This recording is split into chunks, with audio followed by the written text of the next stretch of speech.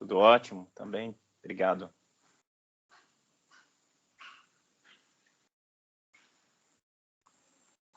Tudo bem, turma? Boa noite a todos, boa noite a todas.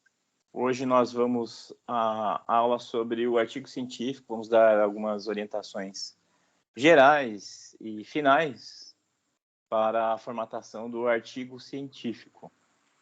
Nada que vá demandar algum desvio de rota que vocês estão fazendo, né? Basicamente, adaptar a forma para dar o formato definitivo ao artigo de vocês. Então, para isso, eu vou me reportar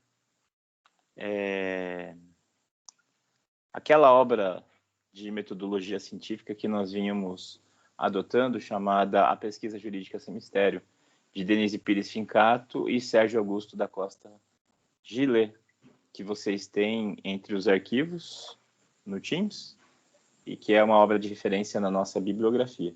Então, vamos ver o que esses autores nos instruem acerca da elaboração do artigo científico e vou mostrar para vocês o modelo de artigo científico que eu trouxe para vocês tomarem como paradigma, né? Vamos ver mais de perto esse artigo, que também já está disponível.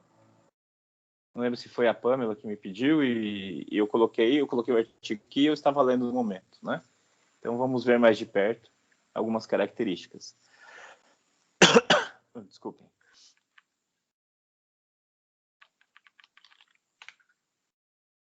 Recapitulando o que nós vimos nas últimas aulas, estávamos analisando como apresentar referências bibliográficas segundo a NBR 6023, a edição de 2018, que é a mais recente e que modificou bastante o padrão até então adotado. A edição anterior era de 2002.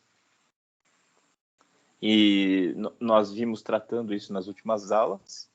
E na aula da semana passada, nós tratamos de como referenciar eventos, como lidar com obras de autoria desconhecida, como destacar, né, apresentar o título e o subtítulo. O título tem negrito, o subtítulo não tem negrito e é introduzido por 2 pontos. A edição, que agora é um elemento essencial, se ela vem indicada na referência, ela deve ser apresentada. E se não é, se o livro não traz, não fala a edição, aí você não precisa colocar, né? Então, geralmente, você vai indicar a partir da segunda edição.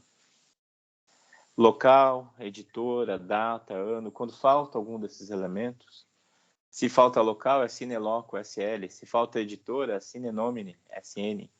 Se falta ano, sine data, SD. A abreviação de mês, todos os meses são abreviados até 3 letras, com exceção de maio, que é o único escrito por extenso. E mostrei para vocês a tabelinha da NBR 6023 com a abreviação dos nomes dos meses em outras línguas: italiano, francês, inglês, alemão. Como apresentar documento em meio eletrônico e como fazer a ordenação das referências. E há 2 sistemas: o sistema numérico, que é por ordem de aparecimento no texto, e o sistema alfabético, que é o mais utilizado. E, portanto, é o que eu recomendo a vocês, né? Entre os 2 sistemas, o alfabético. E aí, quando dá essas opções, você pode usar os 2. Geralmente, a publicação a qual você submete o artigo vai dizer qual é a opção da publicação. A publicação geralmente já tem as regras próprias e ela faz essas opções. Por exemplo, se o título vai em negrito ou itálico. A gente viu que a NBR nos faculta, né, destacar de diferentes modos o título. Daí a revista vai dizer que o título deve ser em negrito, deve ser em itálico. Vai dizer se deve utilizar o sistema numérico ou o sistema alfabético. Se deve utilizar as notas de rodapé, o sistema autor-data. Outra opção que a gente viu em aula precedente. Então, é preciso sempre ler o edital, né, de abertura da convocatória de revistas. Muitas revistas têm convocatória permanente. Então, você se familiariza com as regras e submete, né? Então, sempre se tem esse trabalho. Você vai submeter uma revista, você tem que revisar tudo e adequar as normas da revista. Não foi aceito o artigo, você vai para outra revista, revisa tudo e coloca tudo conforme a regra da outra revista. É assim que funciona, tá? Carreira acadêmica tem dessas. Então, quem tem pretensões de seguir a carreira acadêmica tem que se adaptar, tem que saber que Isso é o que se espera. Muito bem, então vamos ao tema de hoje, o artigo científico, seguindo os dois autores, Denise Fincato e Sérgio Gillet, sobre a elaboração do artigo científico. Então, a primeira recomendação. Em que pese alguns entendam tratar-se de sinônimos, não podem os artigos ser confundidos com os papers, também chamados de trabalhos acadêmicos, uma vez que estes nada mais são do que mini monografias, enquanto aqueles, os artigos científicos, se enchem de rigorismos, já que se destinam à publicação. A ABNT, por meio da NBR 6022 de 2018, regra os artigos científicos. Para o paper, utilizam-se as normas gerais de monografias, com algumas flexibilizações de acordo com a instituição que o requer, já que ainda não foi pontualmente regrado. Então, os trabalhos acadêmicos, como os trabalhos que vocês fazem para a faculdade, para as disciplinas, eles têm uma regra própria. Já os artigos científicos, eles têm que atender a um rigor estrito, a normas estritas, como essa NBR, que em vez de ver a NBR, vamos ver o resumo dos autores.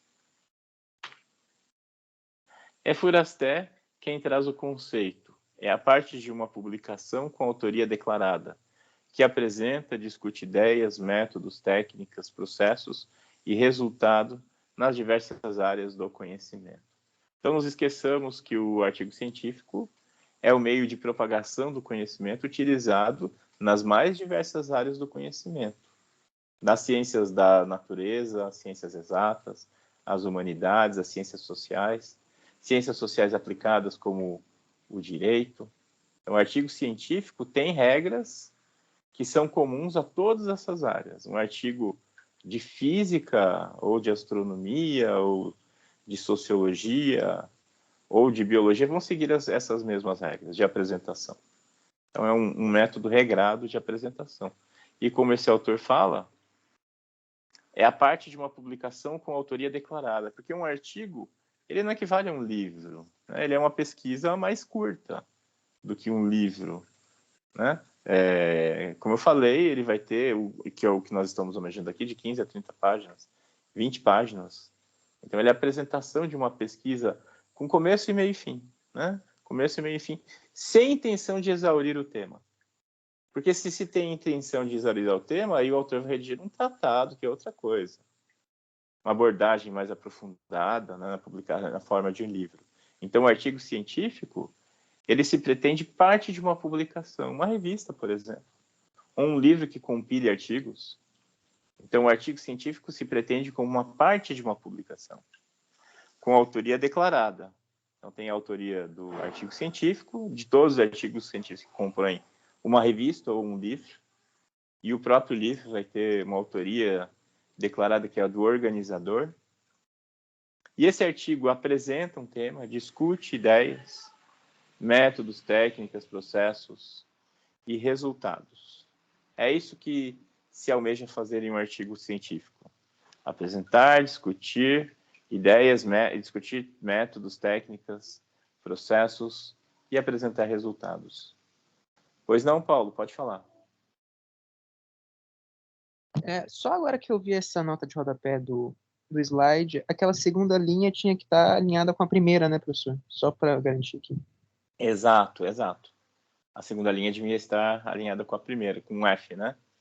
É isso aí. É só mais uma pergunta que eu acho que eu até já perguntei, mas não faz mal perguntar de novo. Quando é de site, essa nota de rodapé, não é obrigatório pôr o acesso e o disponível na nota, né? Dá para pôr só na referência. Eu não entendi. Você está falando da obra que foi citada? Por exemplo, se eu citar um artigo científico, por exemplo, que eu vi na internet, aí eu vou citar ele na nota de rodapé. Ali na nota é obrigatório pôr o acesso em e o disponível em, ou essas informações podem ir só na referência? A referência é completa. Ah, beleza. Se você quer usar uma referência mais sucinta, é o sistema autor data, né? Você só põe o sobrenome, o ano e a página só. Agora, se você adota o sistema nota de rodapé, é a referência completa, incluindo o site, né? Disponível em, acesso em, tem que estar tudo ali, tá? Beleza, professor. Basicamente, o artigo científico se presta à publicação em revistas ou periódicos de caráter científico.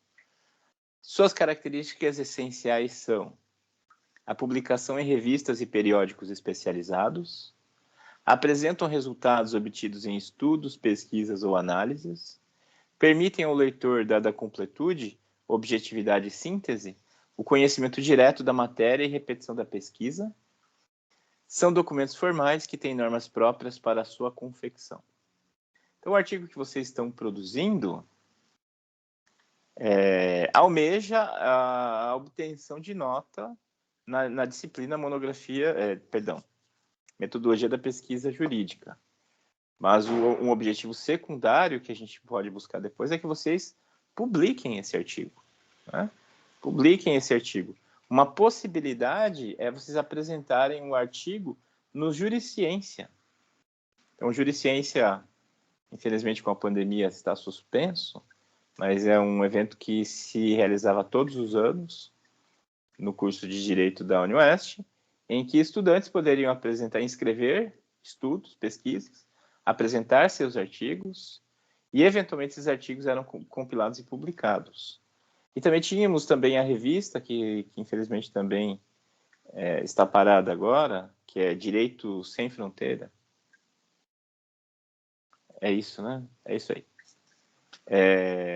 Que vocês poderiam publicar. Mas, de qualquer maneira, é possível apresentar em revistas que permitem estudantes publicarem. Né? E revistas de maior qualificação exigem, no mínimo, que o autor tenha mestrado. Tá? Aquelas Qualis A, Qualis B, exigem isso. Agora, de Qualis C ou revistas não indexadas, admitem que graduados e graduandos apresentem artigos, né? Às vezes em colaboração com pelo menos um mestre, em coautoria com pelo menos um mestre, aí graduando pode apresentar, ou então revistas acadêmicas que não fazem essa exigência. Aí vocês poderiam publicar em revistas acadêmicas, de preferência de outras instituições,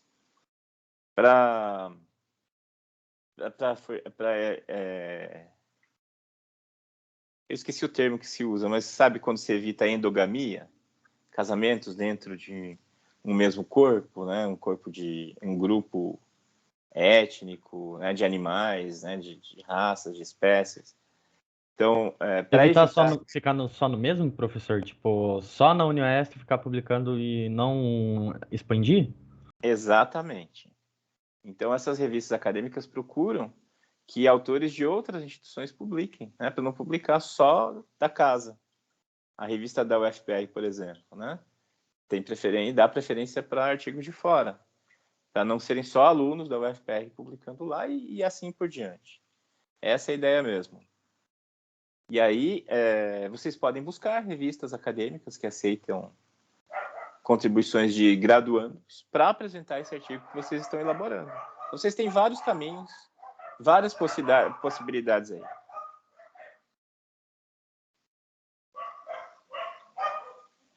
Então, enfim, originalmente a publicação, o artigo que vocês estão elaborando é para a disciplina, mas depois vocês vão buscar por conta própria publicar o seu artigo em periódicos, né? Aí vocês vão ter que pesquisar, ir atrás de revistas, muitas vezes revistas de centro acadêmico, revistas de programa de pesquisa e extensão, tem várias instituições que mantêm, revistas mantidas pela própria instituição, a faculdade mesmo mantém, e aceita a colaboração de graduandos.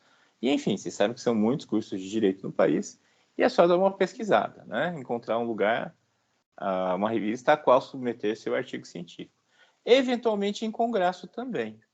Essa é outra etapa bastante interessante para ser usada, você inscrever seu artigo num congresso científico. E aí também depende do congresso, né? Cada congresso tem as suas regras. Os mais renomados exigem coautoria, com pelo menos um mestre. Mas também há eventos como o Juriciência, que eu falei, que aceitam trabalhos de graduação. E vocês poderiam inscrever em outras instituições, eventualmente viajar para outra cidade para apresentar o seu artigo, né? num evento, num congresso. São possibilidades. São possibilidades que vocês vão buscar aí cada qual para aproveitar. E eu já faço essa recomendação. Publiquem. Vai ser um trabalho que já vai estar pronto? O trabalho de publicar é trabalho mínimo. E isso já ajuda vocês a abrirem o currículo Lattes. Quantos de vocês já têm currículo Lattes aberto? Só para eu ter uma ideia. Responda por gentileza. Pode ser no bate-papo. Ah, tá. Não, pode falar, Ives. Não, eu criei um. E qual a extensão dele? Já chega a quantas páginas? Você tem uma ideia impressas? Então, na verdade, ele é bem pequeno. Eu criei só por causa que eu iniciei a bolsa de extensão, né? E Aqui era uma da Univers. exigência. Isso. Então, um currículo Lattes. Aí eu iniciei ele. Ok. Deixa eu ver aqui o que estão respondendo. A Daniele tem. Quantas páginas, Daniele? Já conseguiu colocar muita coisa? A Letícia ainda não. Eu lembrei dele esses dias, porque eu me toquei que eu não tinha colocado a extensão que eu fiz, né? Mas foi criado quando eu era pequena, que eu tinha passado na UBMEP, daí tinha aquela iniciação científica que as crianças, que os alunos faziam, né? Aham. Eles criavam automaticamente, ali na Unioeste, ali, né? Como se fosse perto, mas enfim. Que idade você tinha? Ah, eu acho que eu tinha uns 13 anos. Caramba, essa é precoce. Que bacana. Amanda tem, Marcela também, Ana Terra, Alessandra, Maria também tem. Imagino que os demais não tenham. Alguém mais quer comentar sobre o seu currículo Lattes? Como a Daniele deu uma informação curiosa que eu não sabia.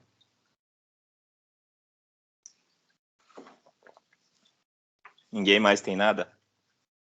Imagino que ainda não tenha muita coisa para colocar, né? Então, um artigo científico já é algo para colocar e começar. E uma boa oportunidade para quem não tem ainda o currículo Lattes abrir o seu. Nós ficamos aí um bom tempo aí sem acesso ao currículo Lattes, não sei se vocês perceberam, mas para mim e para quem é da área acadêmica foi um período bastante nebuloso esse, porque primeiro a gente não conseguia verificar credenciais, né? Às vezes tem que analisar um artigo científico, precisa olhar o currículo Lattes e não ter acesso é difícil. E outra, depois que a gente adquire o hábito, a gente está sempre atualizando. Qualquer coisa que faz, vai lá e coloca no currículo Lattes. Então eu fiquei uns 40 dias sem atualizar, né? Então criei uma pasta aqui, ia colocando ali o que ia pôr depois. E havia notícias de que haviam sido perdidos dados do currículo Lattes. E aí quando ficou disponível de novo, eu entrei temeroso, como todo mundo, para ver se tinha perdido alguma coisa. Ao que parece, não perdeu nada no meu, né? Mas a gente viu notícias aí de que alguns pesquisadores perderam dados, né? Não que perderam, foi perdido nesse processo aí. Mas, enfim, minha recomendação é vocês abrirem o currículo Lattes, porque o currículo Lattes é cumulativo, tudo que você vai fazendo, você vai colocando ali, tudo tem peso. Para quem tem pretensão em carreira acadêmica, é essencial, né? Para quem não tem pretensão acadêmica, mas tem pretensão, por exemplo, de prestar concurso público, faz diferença também. Tem coisas do currículo Lattes que podem pesar num concurso público, seja para o que for, tá? Então, minha recomendação, abrir, tá? Quem não tem ainda, abra, aproveite a oportunidade de já ter escrito um artigo científico para publicá-lo e colocá-lo no currículo Lattes. Quem levantou a mão, pode falar? Professor, minha dúvida é se o artigo científico, no caso, ele precisa ser postado em algum jornal, alguma revista, para ser adicionado no currículo Lattes que tu estava falando, ou só por ter feito o artigo sem ser postado em nenhum lugar já pode colocar no currículo? Tem que publicá-lo. Ainda que em blog, eu já fiz isso. Eu já publiquei em blog. Assim, não tem efeito para fins de pontuação em concurso. A pontuação, se tem, é ínfima. Mas era um momento que eu precisava ter alguma publicação sobre um determinado tema para me habilitar numa prova, né? Então, o que eu fiz? Não ia dar tempo de publicar em revista, porque revista demora meses para sair. A gente tem que ser paciente. E o que eu fiz? Eu publiquei num blog, um blog do Núcleo de Estudos Internacionais da USP, né? Eu falei lá com a molecada, eles publicam para mim, eles falaram assim, publicamos, professor. Eu mandei o artigo, eles publicaram na hora e isso me habilitou. Mas, enfim, não me pontua nada, né? mas me habilitou para o que eu precisava. E eu pude colocar no currículo Lattes. Então, eu recomendaria isso, Eric. Né? Se demorar para publicar, não conseguir, pelo menos num blog habilitado, e blog geralmente não tem nenhuma dificuldade de publicar, fala com o dono do blog, né? E publica lá, pelo menos isso, né? É o mínimo do mínimo, tá, Eric? Entendi, valeu, professor. Ok. Eu ia falar mais uma coisa. Não era isso, mas lembrei. A demora das revistas. Demora, tá? Você vai submeter uma revista, às vezes é 6 meses, tá? É um prazo normal, porque passa por revisão, passa por mais de uma revisão. Primeiro passa por revisão uma revisão prévia para ver se está tudo certo, se o artigo atende aos requisitos da revista, as orientações, né? E se não, as pessoas que mantêm entram em contato com o autor, pedem para arrumar e dão prazo, ou simplesmente cortam, né? As revistas mais disputadas são bem exigentes, né? Corta mesmo, né? Não atender os requisitos, tá fora. E depois submete a blind review. E aí, quanto maior for o valor da revista, maior o grau de dificuldade de avaliação, o critério de avaliação. Por exemplo, tem qualis, né? Qualis A, qualis B, qualis C, daí tem A1, A2, A3, B1, B2, B3. Quanto maior o qualis, né? A1, por exemplo, que é o top, maior o grau mais criteriosa a revista e maior o grau de exigência. Então, revistas Qualis A1, por exemplo, tem o chamado Double Blind Review, que é dupla revisão cega. Então, envia-se para 2 professores doutores, né, 2 pesquisadores doutores da área, que vão dar um parecer.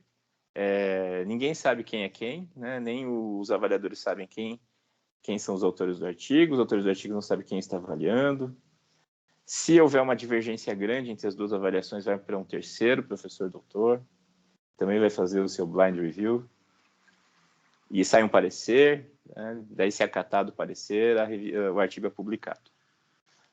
Essas revistas também de maior qualificação têm edições temáticas, então você tem que ver qual é o tema da edição para submeter. Às vezes você submete sem ter visto isso, você tem que esperar outra edição. E um compromisso é que você não submeta o artigo a mais de uma revista ao mesmo tempo, para que não se perca tempo, né? Esse é um compromisso ético. Então, geralmente tem lá para clicar quando você está submetendo, né? Você assume, né, o compromisso de não submeter. Geralmente está na primeira pessoa, né? Assumo o compromisso de não submeter este artigo a nenhuma outra revista até receber uma resposta positiva ou negativa desta revista, algo assim. Aí você tem que esperar. Às vezes você espera meses e vem um não, acontece, faz parte. Aí você submete a outra, né? Aí você adapta, você adapta o artigo às regras da outra revista, e espera mais meses. É assim mesmo, gente, né? Vida acadêmica, quem é da área acadêmica, procura seguir carreira, é essa sofrência, faz parte, né? É assim. E o Lattes é essencial que se tenha, né? Como eu disse, para quem tem pretensões acadêmicas, é incontornável. Para quem não tem, em algum momento da vida pode ser necessário ter o Lattes. Não tem pretensão acadêmica, mas um dia quer fazer mestrado, né? Mestrado no direito, quem faz mestrado não necessariamente tem pretensões acadêmicas. Isso é uma particularidade muito grande do direito. Em outras áreas, eles falam, para que fazer mestrado se você não vai dar aula, né? Eu tenho um amigo que é dentista, fez colégio comigo, e eu comentei com ele, por que você não faz mestrado? Para que fazer mestrado se eu não vou dar aula? Já no direito, não. No direito, mesmo quem não tem pretensões acadêmicas, faz doutorado para aprofundar seu grau de especialização num tema, né? Faz mestrado. Doutorado não, mestrado. Doutorado é outra coisa. Então, o currículo Lattes é essencial, né? Essencial. E mais, ele é como se fosse o Facebook dos nerds, né? Quem é da área acadêmica procura saber da vida dos outros através do currículo Lattes. Não é o Twitter, não é o Instagram, não é o Facebook, não é o Tinder, é o currículo Lattes, né? Todo mundo olha, todo mundo dá uma espiada no currículo Lattes dos outros. Assim. Faz parte. Fala, Paulo. Oi, prof. A maioria das revistas tem aquela questão de você pagar para submeter seu artigo para ser publicado? Revistas acadêmicas sérias, não. Não tem essa, não. Tá? Agora tem revistas caça-níqueis. Essas sim, cobram, né? E fazem oba-oba, tal, mas aí não tem a seriedade necessária. Ajuda a colocar alguma coisa no currículo? Sim, com certeza. Mas na hora de sopesar, na hora de valorar, quem é da área e está avaliando sabe. Né? Agora, quando é uma outra pretensão, aí não. Se você não tem pretensões de pontuar, sabe, num concurso acadêmico, para entrar num mestrado e tal, aí não faz muita diferença. Uma coisa que parece boa, mas que acaba não sendo, é publicar artigos em revistas estrangeiras. Eu já passei por isso. Então a gente vai lá e publica, né? Sofre para traduzir para o inglês o artigo, tá? Ou para o espanhol. Daí você publica lá fora achando que vai pontuar um monte, e aí quando você submete a alguma banca de avaliação, não pontua nada. Porque não entra nos critérios de qualis, né? Que vale para as revistas nossas, brasileiras. Então é algo bem decepcionante. Então você se esforça tanto para publicar lá fora e tal, e na hora que você precisa, não pontua tanto quanto um artigo menor, secundário, que você publicou sem pretensão, e vale muito mais. Então, isso com relação à publicação em revistas e periódicos. Os artigos científicos apresentam resultados obtidos em estudos, pesquisas e análises. Isso aqui a gente já debateu em mais de uma oportunidade. Um artigo vai fazer vai fazer a apresentação da sua pesquisa e da sua análise. O artigo científico permite ao leitor, dada a completude, objetividade e síntese, o conhecimento direto da matéria e repetição da pesquisa. Então, o conhecimento direto da matéria por conta da síntese exigida num artigo, porque parece muito, você fala 30 páginas, nossa, eu nunca escrevi 30 páginas na vida. Mas quando você entra num tema para valer, 30 páginas não é nada. Você tem que saber recortar, você tem que saber se limitar. Eu sei que muitos de vocês já estão passando por isso, pelo que me procuram na orientação para o artigo, ter que cortar as expectativas. Às vezes tinha pretensão de ir para um lado, mas já está se estendendo demais. Então, eu sei que alguns de vocês já estão passando por isso. Então, o fato é que o artigo científico é uma pesquisa limitada. É pouca coisa, a gente pensa 30 é muito, né? Mas não é não. Não é não. E, claro, também não tenho pretensões de de serem bastante lidos. Vocês vão ser lidos por quem é da área, tá, gente? Aí, o artigo científico ajuda a estabelecer contato com pesquisadores que estão pesquisando o mesmo que vocês. Isso é muito, muito bacana. Em congresso, sabe, você encontra lá quem fala a sua língua, quem está interessado pelos mesmos temas de vocês. Esse é um lado bacana de congressos. Você vê a apresentação de outros pesquisadores, vê os resultados, vê que encontra pessoas que falam que têm as mesmas pretensões que você. É bem interessante. Semana que vem vai ser o Congresso Brasileiro de Direito Internacional, que é a minha turma, por assim dizer, né? Infelizmente é online. Ano passado foi online, esse ano também, né? Em 2018 foi aqui em Foz, a UniOeste foi a entidade anfitriã do congresso. E eu estou sempre lá, todo ano lá eu sou palestrante. Esse ano eu vou ser palestrante de novo, né? E é bem bacana, bem bacana. Às vezes, pessoas que você não sabia que conheciam o seu trabalho se aproximam, né? Puxam um papo para dizer que leram seu livro, que seu artigo isso, que artigo aquilo. É bem bacana para tocar. Enfim, vocês ainda estão no começo, né? Estão no comecinho da vida acadêmica. E aí vocês vão observar que esse tipo de troca de conhecimento é essencial, faz parte do mundo acadêmico. E estudar a repetição da pesquisa. Nas ciências da natureza, nas ciências biológicas, isso é bastante evidente, né? No direito, como nós temos um componente O componente hermenêutico que permite interpretação, então essa questão da repetição da pesquisa não é tão estrita, mas a repetição nos termos da pesquisa jurídica seria abrir o Código Civil e achar lá o artigo que você citou, abrir a Constituição, entrar no site do STJ e encontrar a decisão que você mencionou. Isso seria a repetição da pesquisa, né? Nos termos do direito. Agora, a questão hermenêutica, interpretativa, ou então de convencimento, aí já no direito tem bastante peculiaridades, né? Aí já é um pouco diferente. Os artigos científicos são documentos formais que têm normas próprias para a sua confecção. Disso a gente já discutiu bastante. Aliás, é o foco da nossa disciplina Metodologia da Pesquisa Jurídica. Vocês entenderem essas normas e passarem a adotá-las, né? Para que haja uma uniformidade. Todo mundo que produza adote as mesmas regras. De forma geral, os elementos dos artigos científicos organizam-se nos 3 tradicionais grupos de elementos, também utilizados para a organização das monografias em geral, a saber, pré-textuais e pós-textuais. A ABNT silencia sobre sua extensão, opinando os autores por algo em torno de 15 a 20 páginas. O artigo científico é escrito em texto único, sem novas páginas, sequenciadamente, podendo ser dividido e subdividido quantas vezes for necessário, desde que não ultrapasse a regra quinária. Regra quinária quer dizer, na numeração progressiva, você pode ir até 5 casas, tá? 1.1, 1.1.1, 1.1.1.1.1, depois e assim por diante, né? Até 5 casas. É isso que é a regra quinária. Então você pode fazer subdivisões, conforme achar necessário. Só não pode passar de 5 casas. Entre um item e outro, deve-se inserir apenas uma linha em branco, espaço de 1,5.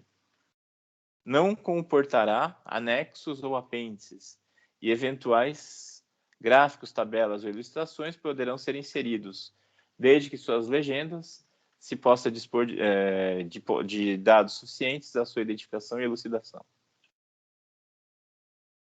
Tá, não comportará anexos ou apêndices. É relativo, tá? A ABNT admite a possibilidade de anexos ou apêndices. Eu mesmo já vi situações de apêndice, né? Uma orientanda minha.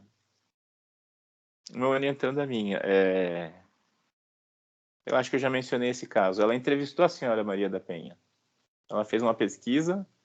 Ela era orientanda minha no curso de Relações Internacionais. Não era de Direito. E ela queria tratar da questão internacional da Lei Maria da Penha.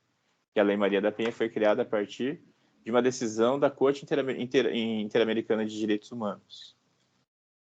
E a partir do caso da senhora Maria da Penha, que foi agredida pelo marido e não foi suficientemente acolhida pelo Estado brasileiro, né, para a gente sintetizar bastante o caso. E essa minha orientanda fez uma entrevista com a senhora Maria da Penha. E a entrevista ajudou aí a conduzir a pesquisa, ela foi relevante, menos do que a gente esperava, mas foi relevante para alguns caminhos que ela seguiu na pesquisa e tal. E era relevante colocar essa entrevista, porque no meio do artigo ela citava trechos da entrevista. Mas e a íntegra da entrevista? Como apresentá-la? Ela apresentou como apêndice no final. Então a íntegra da entrevista, né, transcrita, que ela gravou e depois transcreveu e colocou no finalzinho, foi como apêndice. Então, você está falando que não pode ter apêndice? Pode sim. Pode sim. Não me lembro de nenhum de vocês que tem algum trabalho que vai exigir um apêndice. Mas é possível sim. Então, no apêndice se colocam informações complementares à pesquisa, como essa que eu mencionei. E nos anexos também são informações complementares, mas não elaboradas pelo autor. Então, um documento, uma pesquisa feita pelo IBGE, e é preciso ter acesso a ela, né? Não basta referência. Às vezes uma pesquisa feita em outros países que é de difícil acesso, aí você coloca no anexo. Então, basicamente, o anexo é uma informação complementar que não foi você que elaborou, e no apêndice uma informação complementar que você é autor do artigo, elaborou. Achei estranho falar aí que não comportará anexos. Eventuais gráficos, tabelas, no direito não é tão comum, mas pode ser. Ilustrações, as imagens são importantes para ilustrar uma questão. Faça o espaço extremamente reduzido, aconselha-se que outras referências, documentais, por exemplo, sejam identificadas apenas nas notas de rodapé, deixando-se as listagens do final do documento apenas para as referências do tipo bibliográfico. Ok. E por fim, então, né, qual a estrutura? Oi, Paulo, pode falar. Eu não lembro se nos slides anteriores tem referência a gráfico, professor, mas se não tiver, Referência professor, a pode quê? falar agora? Eu não entendi o que você falou. A gráficos? Gráficos. Tá, termina sua fala, desculpa. Não, era só isso, se não tivesse, eu não lembro se tem, daí o professor pode explicar o que tem que ter nessa referência gráfica? Tá, no gráfico é só ter uma legenda, basta isso. Você põe uma legenda explicando. Tudo que for imagem, tabela, esse tipo de informação, você tem que dar um título em cima, né? Você coloca em cima. Quadro 1, tabela 1, e embaixo uma legenda para ela. É um título numerado, que ajuda a identificar, e embaixo uma legenda. E aí você numera, tá? Figura 1, figura 2, figura 3, e embaixo de cada uma legenda que explica. E a legenda tem que ter uma informação suficiente, né? Que permita ao leitor ter uma ideia rápida do que trata a imagem, ou legenda, o mapa, né? E pensando também em leitores para cegos. Tem que ser imagem, se tiver imagem, tem que ser uma descrição também da imagem, que seja suficiente para um cego, por meio de um leitor eletrônico, conseguir entender do que se trata. No meu livro Formação das Fronteiras Latino-Americanas, eu usei muitos mapas, né? Mais de 50 mapas. E todos eles eram numerados, né? Mapa 1, mapa 2, mapa 3. O que foi também uma liberalidade, porque a BNT falava figura, né? Figura 1, figura 2. Né? Eu combinei com a editora, a FUNAG, de que a gente numeraria como mapa. Mapa 1, mapa 2 e assim por diante. Assim, o artigo científico se organiza da seguinte forma. Então, agora são os elementos do artigo científico. Título e subtítulo, se houver. Título e subtítulo traduzidos para idioma estrangeiro. Ah, mas professor, eu não sei traduzir. Tem o Google Tradutor, gente. Hoje em dia isso não é um problema. O título é curto, né? Até não tem grande dificuldade de traduzir. Mas daí tem o sumário, que tem que traduzir, né? O abstract. Traduz, joga no Google Tradutor e depois copia e cola, tudo bem. Não vai ficar perfeito, né? Para isso, então, você pede para um amigo que domine bem o idioma para dar uma revisada, né? Porque para que serve ter amigo que você não pode encher o saco de vez em quando, né? Então, pede para algum amigo revisar e tal, dá uma olhadinha. E não tem problema. Hoje em dia é super tranquilo fazer isso. Antigamente era um grande problema, uma grande barreira fazer em outro idioma. Hoje não. Hoje é uma tranquilidade. E outro idioma, dependendo da publicação, tem que ser algum idioma específico que a publicação coloca, né? Inglês é a segunda língua universal. Então, em todo lugar, né? Em inglês é aceito. Mas tem revistas que também aceitam francês, italiano, espanhol. Tem revistas que não aceitam espanhol. Então, você pode, né? Você tem um bom domínio de espanhol, coloca o título em espanhol, traduz para o espanhol. Nome do autor alinhado à direita. Alinhado à direita. E chamada para a nota de rodapé, na qual constarão suas credenciais básicas. Titulação, cargo, instituição a que pertence e endereço eletrônico. Então, você vai colocar o nome ali à direita e vai puxar uma nota de rodapé. Olha só, mas essa nota de rodapé não é numerada, é uma nota de rodapé com asterisco. Aí não fala. Porque você não vai numerar, né? Não vai colocar a nota de rodapé número 1. Tem um jeito no Word que você dá lá uns cliques, para formatar a nota de rodapé, e você coloca lá a aspa. Você mesmo digita lá, aspas não, asterisco.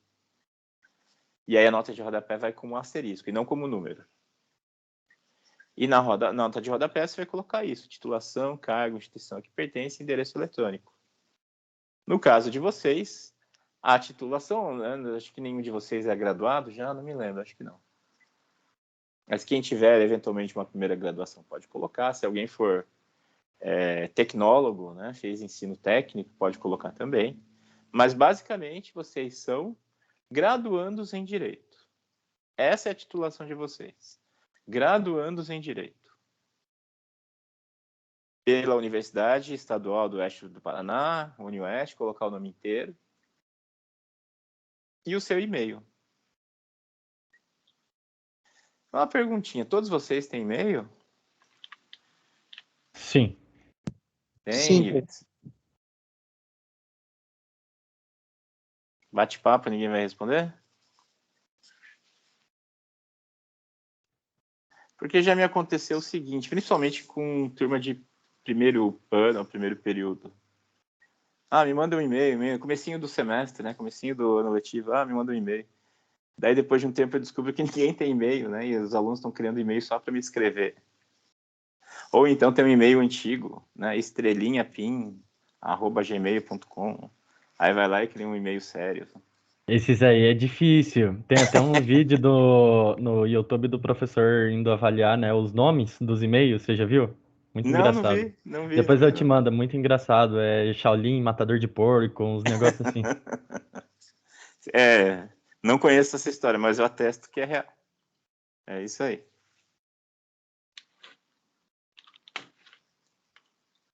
Enfim, aí vocês vão colocar lá o seu e-mail.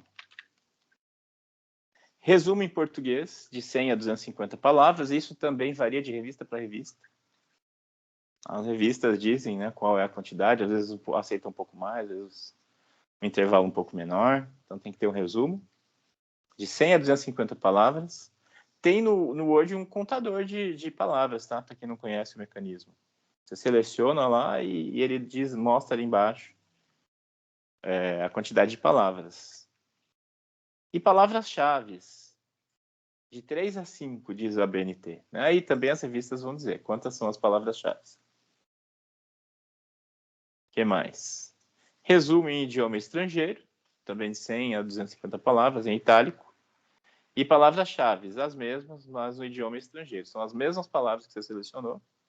Vai colocar como palavras-chave.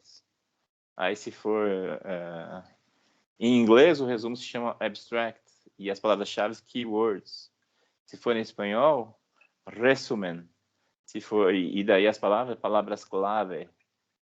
E também, assim, em francês, em italiano, né? Você tem que adequar. Como eu disse, hoje em dia isso não é uma barreira. Isso já foi uma barreira muito grande. Hoje tem o Google Tradutor aí para todo mundo. Introdução obrigatória, isso a gente já tem assentado. Desenvolvimento, também já temos assentado. A conclusão. Agradecimento, se houver. Nunca vi artigo com agradecimento, mas enfim, se quiser, é aí o lugar. As referências bibliográficas. E aí, glossário, apêndices, anexos. Olha aí, ó, os autores estão se contradizendo. Admitem a presença de apêndices e anexos, sim. Glossário, que eu tinha esquecido de falar. Então, se você adota um vocabulário muito estrito, muito específico, é possível estabelecer um glossário no final. Não acredito que seja o caso de nenhuma pesquisa de vocês, né? E no direito também não é tão comum. É mais para áreas avant-garde, né? As áreas que estão mais na ciência, como é que chama? Na ciência de fronteira, e é necessário usar glossário porque é tudo muito novo. Aqui eu nunca tive contato, né, com uma situação assim no direito. Então é isso. Essas são as recomendações dos autores quanto ao artigo científico. Vamos agora ver o artigo paradigmático que eu dei como exemplo para vocês. Modelo de artigo científico. Como eu disse, eu mandei esse porque era o que eu estava lendo, quando a colega de vocês me pediu. Então vejam, eu recortei e colei aí, por isso está meio estranho, mas enfim. O título: Justiciabilidade direta dos direitos econômicos, sociais, culturais e ambientais na Corte Interamericana de Direitos Humanos. E aí a tradução, né, para o inglês. E os dois autores, é um artigo a 4 mãos. Vejam que os nomes estão alinhados à direita. Augusto Antônio Fontanive Leal e Guilherme Massaú. Puxando a nota de rodapé. E a nota de rodapé com o asterisco que eu falei, né, em vez de enumeração. Então, Augusto é doutor em Direito pela Pontifícia Universidade Católica do Rio Grande do Sul. E o e-mail, né, qualificação, e-mail. O nome da instituição aqui está vinculado, por extenso, e a sigla entre parênteses. E o Guilherme é professor da faculdade e do mestrado em Direito da UFPEL, Universidade Federal de Pelotas. Deveria estar o nome completo aí. Ele é pós-doutor na PUC do Rio Grande do Sul, também deveria estar o nome completo. Doutor em Direito pela Unicinos. Mestre em Ciências Jurídico-Filosóficas pela Universidade de Coimbra. E o e-mail dele. Aí tem uma abreviação, né, que não deveria constar assim.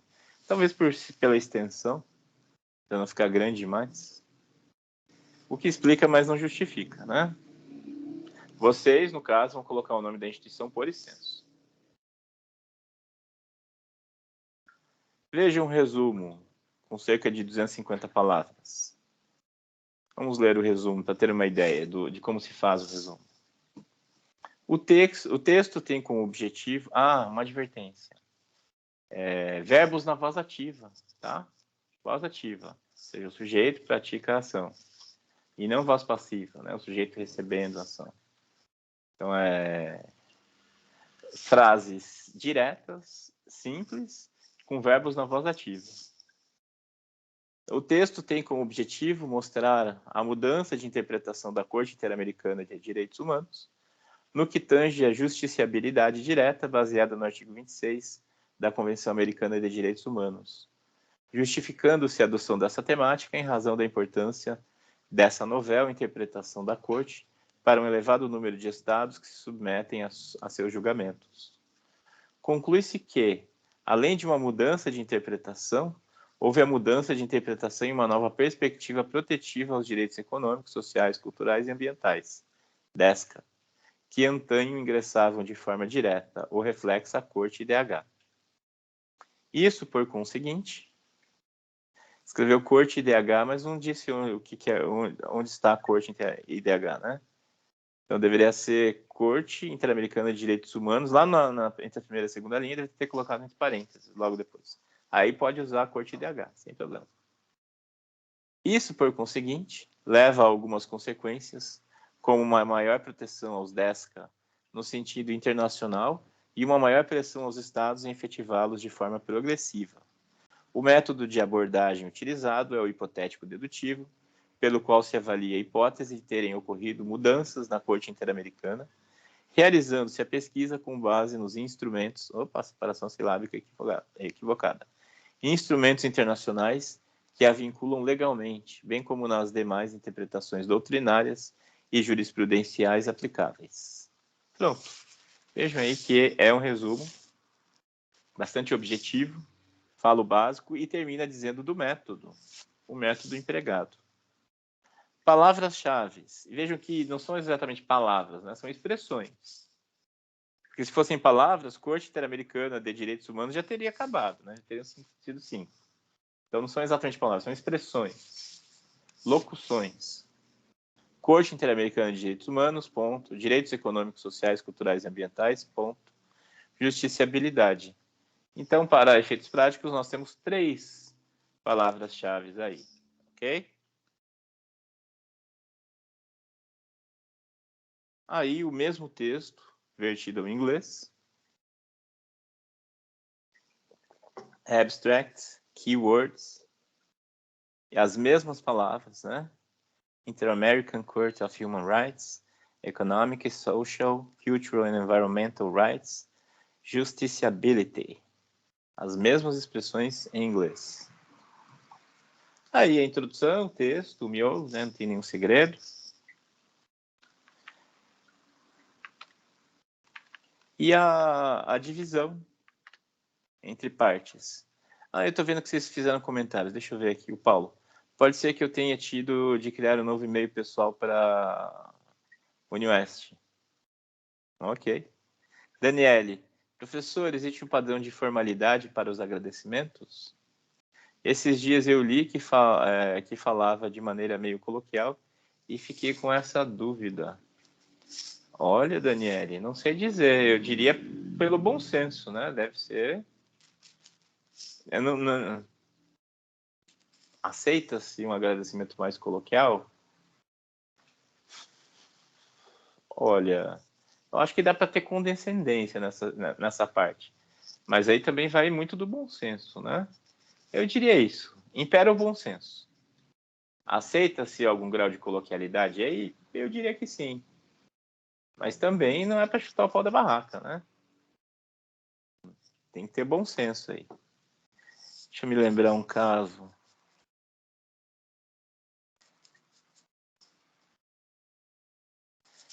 Tinha um professor na minha época de faculdade. Ele era assistente do professor, né? Ele era doutorando e ele dava aula como assistente. E ele publicou um livro que tinha umas 6 páginas de agradecimento, né? E nós estudantes, ficávamos lendo o agradecimento dele, né?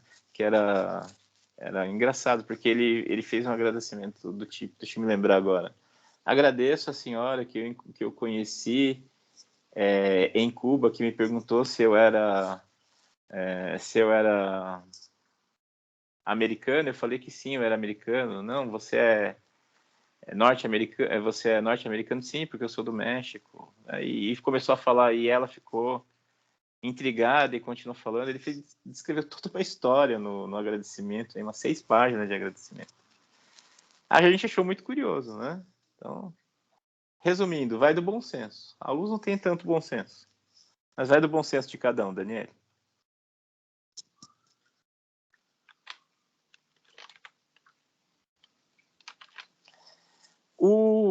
A divisão em partes. A ABNT diz que nós não numeramos elementos pré-textuais e pós-textuais.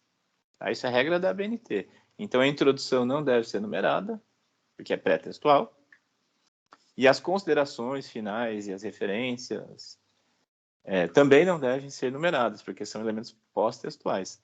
Porém, dependendo da revista ou da instituição, que tem regras próprias, isso deve ser numerado. Por exemplo, aqui na UniOeste existe um manual de regras, e esse manual de regras determina a numeração da introdução e das referências, né, das considerações finais e das referências, que é muito estranho, que é contra... Não segue a BNT. Mas ok, está dentro do aceitável. Só que eu optei por não apresentar a vocês esse manual de regras da UniOeste. Eu conversei com o professor Sérgio, que é o professor de monografia. Vocês, quando forem fazer monografia lá no 4º ano, no 5º ano, vocês vão ser orientados por ele.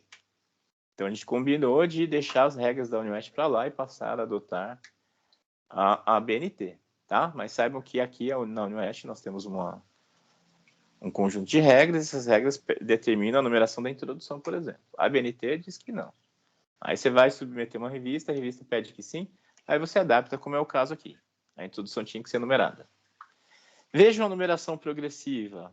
2. A discussão sobre a justiciabilidade direta dos DESCA. 2.1. Abordagem favorável. 2.2. Abordagem desfavorável. Bem interessante. Aí o 3. A justiciabilidade direta dos DESCA na Corte DH. E todos os itens aí, 3.1 ao 3.4, são casos. Apresenta casos. E eu achei bem curioso que os autores não só dão o nome ao caso, eles sintetizam o caso depois, né, dos 2 pontos. Olha lá, caso Acevedo Buendia e outros versus Peru, 2009. Aí a síntese. Afirmação de competência da Corte para se pronunciar sobre o artigo 26 da Convenção Americana de Direitos Humanos, o Pacto de São José da Costa Rica. Só o título, para quem não é da área, não vai significar nada, né? O título do caso, o nome do caso. Para quem é da área, tudo bem, o nome basta. Mas para quem está lendo pela primeira vez, está se informando, ainda não está muito por dentro, só ali não diz muita coisa. Então, os autores foram bem camaradas com o leitor ao colocar essa referenciazinha, né? Essa indicação do assunto.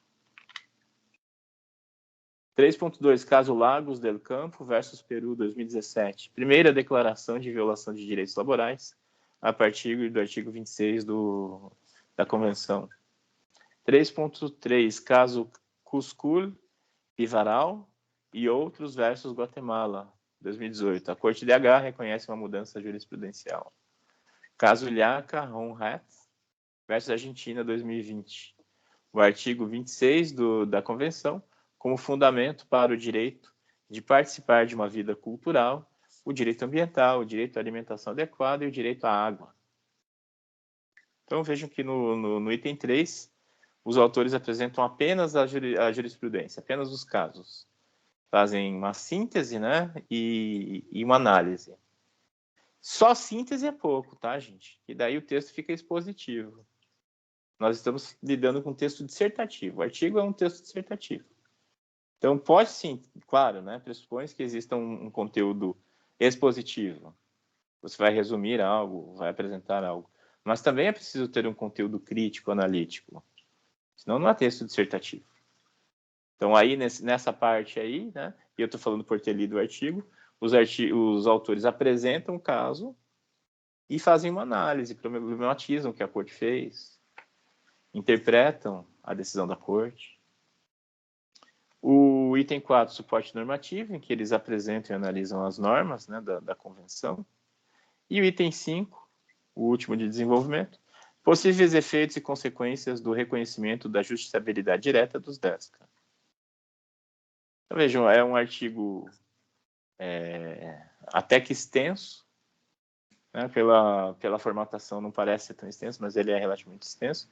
Ele deve dar umas 30 páginas. E tem vários itens. E vários desses itens são relativamente curtos. Se vocês olharem lá o artigo, principalmente desses casos, né, não são muito extensos na exposição. Então, vocês podem fazer isso no artigo de vocês, fazer uma subdivisão grande como essa, para tratar. E daí as considerações finais, ou conclusão, e as referências.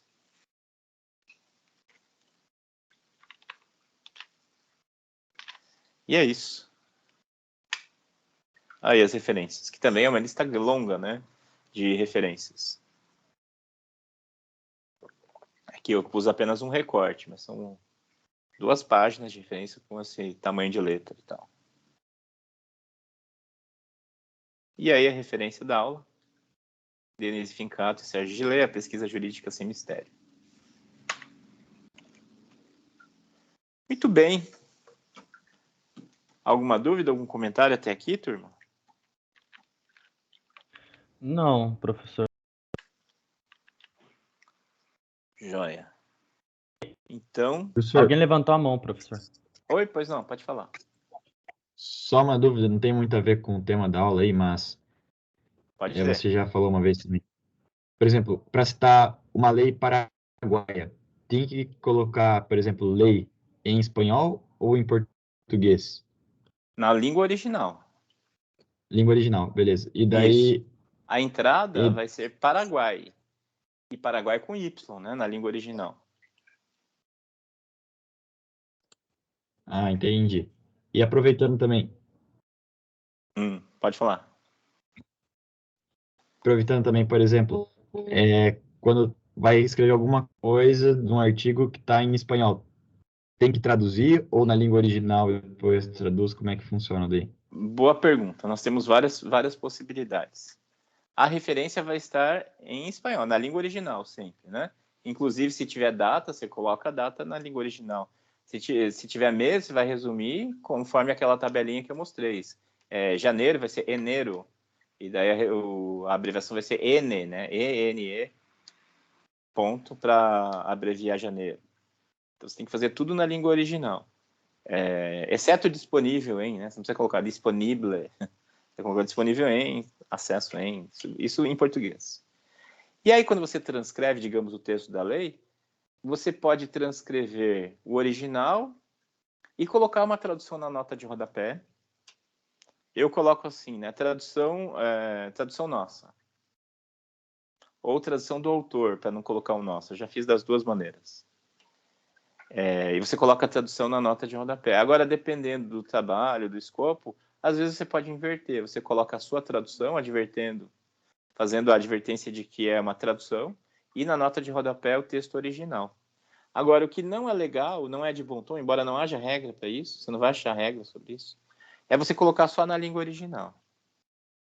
Aí é ruim, tá? Na língua original, sem tradução, mesmo que seja em espanhol. É de bom tom colocar a tradução.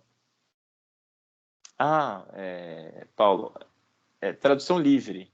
Perdão, é o Luiz que falou, né? É tradução livre. Aí você mostra que é a sua tradução. Não é uma tradução juramentada. Não é uma tradução oficial, publicada, né? Você põe tradução livre. Isso, aí quem está lendo vai saber que foi você que fez. Na minha dissertação de mestrado... Oi, Luiz, pode falar. Não, pensei que já tinha concluído a fala. Desculpa, professor. Deixa eu continuar. Ok. Na minha dissertação de mestrado, pelo tema, eu precisei fazer muita citação em inglês. Porque eu citei vários casos, várias decisões, litígios, entre países da OMC, na Organização Mundial do Comércio, e as decisões, todo o procedimento era em inglês, né? Então eu precisei fazer muita citação em inglês. E a minha orientadora falou, olha, Fábio, aqui os professores são muito conservadores, eles não vão gostar desse monte de citação em inglês. E aí, o que eu fiz? Eu coloquei no corpo do texto a tradução e na nota de rodapé o original. Eu preferia o inverso, né? Mas como a minha orientadora orientou, quem sou eu, né? E assim fiz. Eu não tenho regras estritas sobre isso. Tem muito de bom senso também, tá, Luiz? Perfeito, então, professor. Valeu. Alguém mais levantou a mão? Só mais uma pergunta. Eu lembro que na última aula, prof, o senhor tinha dito que quando não tivesse paginação no corpo do texto, poderia usar a página do PDF, né? Sim. Como que indica isso daí? Aí você pode colocar assim, página tanto do PDF. Desse jeito. Do PDF sem parênteses, sem nada? Se não tiver no texto, né, na paginação, na página, aí você pode colocar página 12 do PDF. O que importa é permitir a reprodução da pesquisa, é o que a gente acabou de falar. A reprodutibilidade da pesquisa. Quem encontrar a mesma obra que você consultou, ter a capacidade de encontrar o local. Então, você tem que facilitar a vida. Então, vai um pouco de bom senso, tá? Beleza, prof. Só mais uma dúvida. Quando a gente faz a abreviação de etc., sempre tem que ter ponto final depois do etc? Tem que ter sempre ponto final. E se o etc. for a última palavra já? Aí esse ponto final vai fazer, às vezes, de ponto da frase. Então, você não vai colocar um ponto depois do etc., né? O ponto do etc., ele vai fazer, às vezes, de ponto final da frase. O mesmo vale para et alia, né? Et al. Também tem que colocar ponto, é obrigatório. Daniele, você levantou a mão? Sim, professor. Como que a gente faz? Na verdade, eu nem sei se tem como. Fazer referência de aplicativo. Por exemplo, eu coloquei umas definições que eu peguei do aplicativo do Aurélio, né? Aí, como que eu faço para fazer a referência? Tipo, eu precisava do dicionário físico? Ou pelo menos em PDF, sei lá? Poxa, uma excelente pergunta, que a gente viu semana passada, que na referência deve constar sempre o suporte digital. Então, certamente você vai ter que colocar que se trata de um aplicativo. E os aplicativos geralmente têm a indicação de copyright, né, de produção e tal. Então, você retira o nome dali e coloca no finalzinho que se trata de um aplicativo. Como a gente viu que quando era e-book, quando era CD-ROM, quando era rede social, até rede social foi novidade introduzida aí por essa nova edição da NBR. O que importa é a reprodutibilidade, é permitir que quem encontre o material consultado possa reproduzir a pesquisa. Então, só indicar lá que se trata de um aplicativo, Daniele. Entendi, professor. Obrigada. De nada. Agora, se você tiver dificuldade específica para fazer, me chama no bate-papo que a gente vê como fazer, tá? Aí você me manda um print e a gente vai ver como resolver especificamente, se você tiver essa dificuldade. Beleza, professor. Brigadão. Vou chamar. Nada. Luiz, pode falar? Professor, aproveitando aí que o colega perguntou, por exemplo, por exemplo, citar sites igual o G1, o BBC, essas coisas assim, perde um pouco o crédito no artigo ou não? Porque eu tive que colocar algumas notícias, enfim, isso perde algum ponto, algo assim, em algum tópico? Depende da finalidade para a qual você está utilizando essa matéria jornalística. Se você está utilizando para fundamentar um fato, né, para indicar que algo ocorreu, aí é perfeitamente cabível, é válido. Né? Fonte primária, ok. Só um instante, turma, só um instante.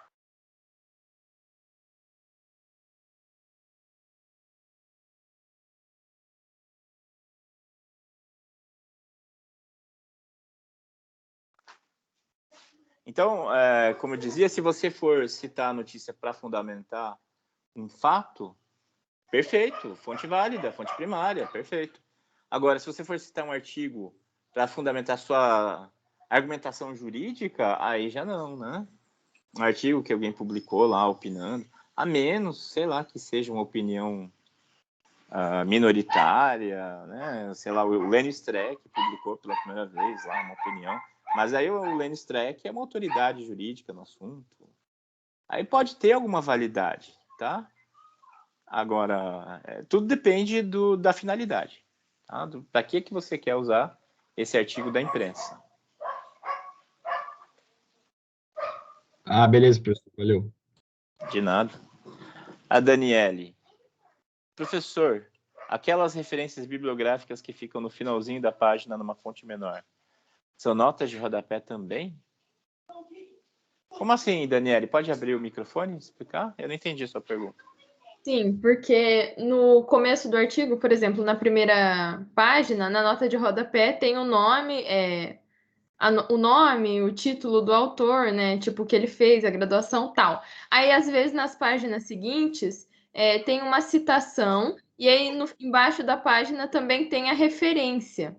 Ou então, tem no meio da página alguma coisa, eles colocam um númerozinho pequenininho em cima da palavra, e aí embaixo tem uma definição, uma explicação do que se refere esse númerozinho nessa palavra, né? Isso é nota de rodapé também? Isso é nota de rodapé. Nota de rodapé com a numeração para indicar embaixo, né? O rodapé, ou seja, no final da página. Geralmente tem uma linha separando esse conteúdo. E a entrada ali pode ser uma explicação, às vezes um conceito, você explica, faz um comentário ali. Ou então você coloca a referência bibliográfica. Nos dois casos a gente usa a nota de rodapé. E no caso da titulação, como eu mostrei ali agora há pouco, essa titulação não vai ser indicada com numeração da nota de rodapé. Você vai colocar asterisco, né? Asterisco, puxa lá o asterisco. Vai estar fora da numeração, mas ainda é nota de rodapé. Então, a nota de rodapé, Daniele, tem várias funcionalidades, né? Indica a qualificação do autor, dá explicações sobre o conteúdo do texto, dá referência bibliográfica da obra que está sendo citada, que está sendo mencionada no texto, e outras, basicamente essas as funcionalidades, né? Então, isso de explicação serve para muita coisa. Introduzir um conceito, fazer um comentário paralelo, uma análise que não convém colocar no corpo do texto, mas é uma análise. Uma análise. Então, você coloca na nota de rodapé. Certo? Certo, professor. Obrigada. De nada. Ô, professor, perdão. Pois não. Eu estou numa parte ainda um pouquinho atrasada do meu projeto, do meu artigo, na qual eu estou ainda citando alguns pontos, né? Por exemplo, o que que é tal coisa, quais são as penas para tal, né? É normal que nessas horas, ainda que tenha, por exemplo, algum fundamento científico citado, alguma teoria, ele ainda fique um pouco curto? Sim, não tem extensão determinada. Tudo Então, depende do tema. porque no meu deu aproximadamente 3 páginas somente de conceitualização, né? Sobre o tema para poder depois avançar para os casos, né? Para análise dos casos. Veja que 3 páginas correspondem a 20% de um artigo de 15 páginas. É bastante coisa, Sim, né? Se você entendi. vai fazer um artigo de 20 páginas, 3 páginas só com isso, olha, já ocupou um bom espaço. 1/5 da extensão total já está aí. Entendi. Eu tava me preocupando porque eu pensei, meu Deus, é 15 páginas, é muita coisa, eu ainda tô na terceira, né? Aí dá esse medo. Não, acho que está no caminho. Mais alguém? Acho que é isso, né? Chamada: Abraão. Presente. Ágata. Presente. Alessandra. Aline. Presente. Amanda. Presente. Opa, ok, Amanda. Ana Beatriz. Presente. Ana Carolina. Presente. Ana Cristina. Presente. Ana Terra. Presente. Ana Carla. Beatriz. Presente. Bianca. Presente. Bruna. Camila. Daniele. Presente. Henrique. Presente. Eric. Presente. Felipe. Presente. Gabriel Delgado. Presente. Gabriel Furlan. João. Calil. Presente. Letícia. Presente. Luciano. Luiz. Presente. Marcela. Presente. Marcelo. Maria Eduarda. Professor, o Lucas está presente. Não parece que me pulou? Eu pulei? Mas cadê você, Lucas? Professor, Eu tô na chamada certa? Tá na de constitucional, professor. Tô na de constitucional, gente.